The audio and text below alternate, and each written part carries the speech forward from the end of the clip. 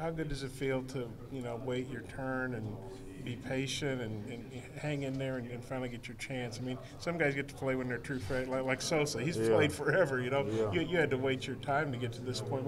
Is it more satisfying? I think so, especially being doubted, by a lot. And now you're here, and it's like, all right, well, you're kind of waking some people up. So I think now I just got to continue to show with this SEC play, especially, and show that, it's not just a fluke or, just a temporary. I know Auburn's got a pretty inexperienced line. They might switch out centers this week, not sure. But what's your take on their offensive line? I heard there's been a lot of changes. I haven't really spent a bunch of film. I watched some film, but I'm interested to see how it play out. They're always good technique-wise, big up front, and we're definitely going to have to bring it to them. What's the mentality of this team right now as you guys are kind of going through some stuff? Of course, people listen to the outside world and see what's going on, but one thing I challenge some of the guys is don't listen to it. Like I say all the time, we're still undefeated in SEC. It's a new coach, new staff, so it's rough patches you're going to go through. But as long as you keep the mindset, keep our goals, win the Southwest, the boot, all those goals are still attainable, and we just can't lose sight of that. We think so. There might be somebody, scrolling through the SEC stats and they see Armon Watts at the top of the sacks, and they might say, "Who the heck is this guy?" I mean, what do you think about that? That's what I think every day. Like, where he come from, what is he doing different? But for me, it's not just an SEC goal. It's a nation. You know what I'm saying? So I'm getting closer and closer every day to the nation, and ultimately that's my goal, and to get there and stay there. So. When did you finally believe you had a shot to actually get playing time and perform the way you have? I would say being consistent in camp.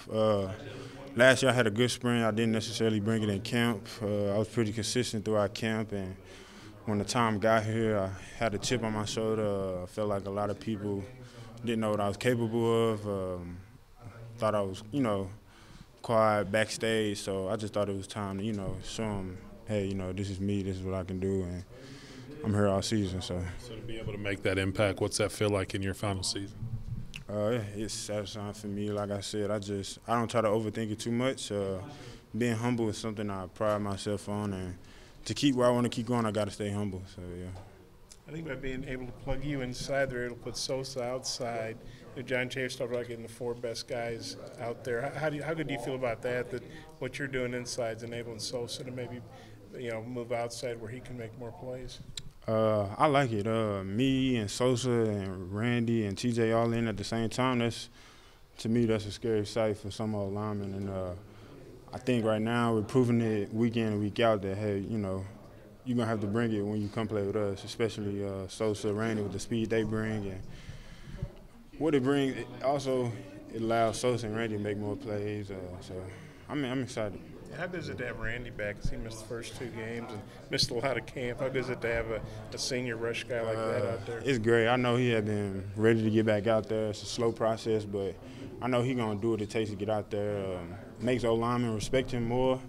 So it helps us in the inside, getting a lot more singles, and I'm excited to see what Randy brings this week. People see the score 44-17. They didn't maybe just see there was a punt return, there was a pick six, there was a 6 interception. You guys had a lot of bad field position. I really didn't think the defense played all that bad considering the circumstances. How'd you feel like you guys played, and what do you need to do against Auburn to have a shot to win there? Like you said, I don't think we played bad. I know I think somebody told me in Stabby went like 60-something plays and only giving up 100-something yards, and it was about 8 plays we gave up 200-something yards. And when you think about it, it's the small details that we got to lock in on.